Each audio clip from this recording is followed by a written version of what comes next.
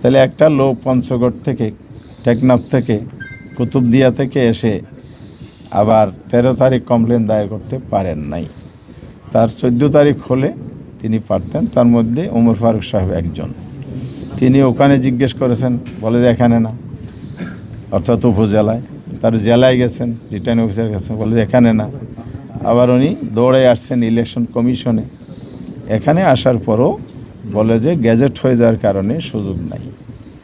এই যে বিষয়গুলো তড়িঘড়ি করে করা হয়েছে, অথচ 13 তারিখ সকালেই আমাদের ডেলিগেশন আসছিল, এনসিপির ডেলিগেশন আসছিল, তারা বলেছে আপনারা গেজেট প্রকাশ করবেন না, আমাদের এই কমপ্লেনগুলো আছে, পুনর্গণনা বিশেষ করে এই কয়টি আসন স্থগিত রেখেই পুনর্গণনার মধ্য দিয়ে স্বচ্ছতার সাথে আপনারা রেজাল্টটা দেন, তারপরে গেজেট দেন। এখন প্রশ্ন তৈরি হচ্ছে, তড়িঘড়ি করার কারণ কি এটাই যে কমপ্লেনগুলো আসছে, সুতরাং এগুলো তাড়াতাড়ি করে ফেললে বাঁচা যায়? আমি জানি না, ওনাদের নিয়ত ভালো, ওনারা বলছেন, ওনারা স্বচ্ছতার সাথে করেছেন, সবই শুনেছি।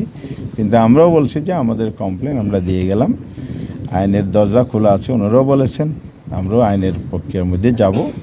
কিন্তু এখানে আমাদের রাইটটা যে ক্ষুণ্ণ করা হলো, এটা নিয়ে আমাদের প্রশ্ন রয়ে গেলে এই কথা আমরা বলেছি।